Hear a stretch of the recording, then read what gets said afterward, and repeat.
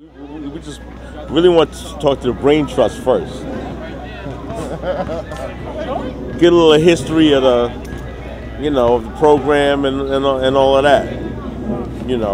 So like you said, you started out here at Gun Hill, 0-12. Yeah, for our open team, we started 0-12. Right. But my biddies, we won it 2 years in a row on the little court. Okay.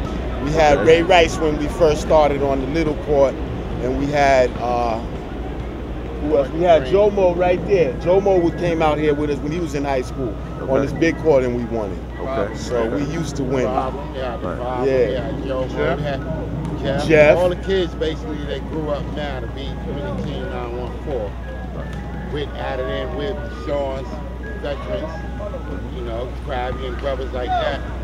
And we added on a few links because we don't always go 7-footed and 6'9" people, so we got to go out and get a few 6'9", 7-foot guys that play with us in our style of ball. Right. And throughout the time and the hard work, finally it paid off right now. Let me ask you, how did you start your program? I basically started my program. We weren't 914 always. We were just Nurse Out. But we started with kids. I was doing kids a lot.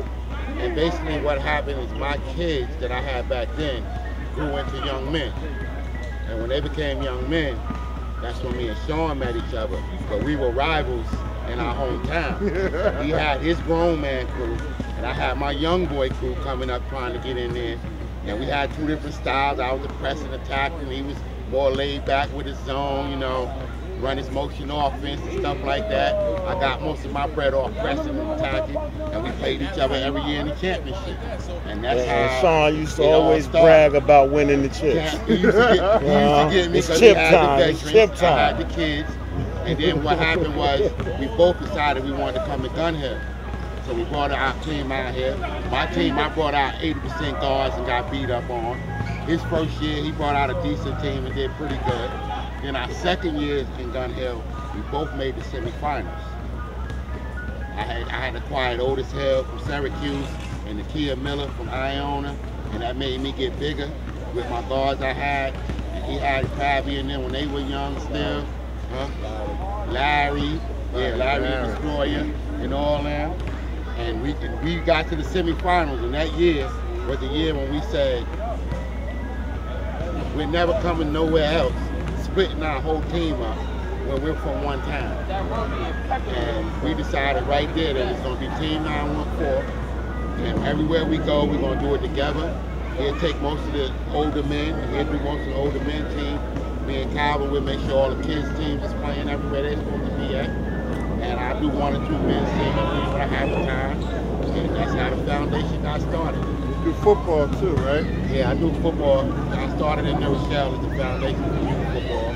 Then I moved different places. Right now I'm in Mount Vernon, doing, the junior PBAs, like 11 and 12-year-old kids. So, we try to do it all around the board. It's not no one thing.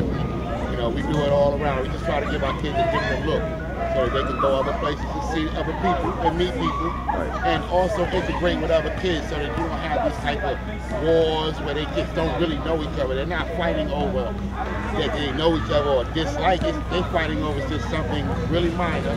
But if they knew each other from growing up as kids, then you might see a different way when they greet each other, they're shaking hands now. Hey, I knew him down in the Bronx. I met him from the Bronx. He's a cool kid. And it stops a lot of the violence, and that's what we try to do. Get them to school, and hopefully they'll be somebody when they grow up. Right.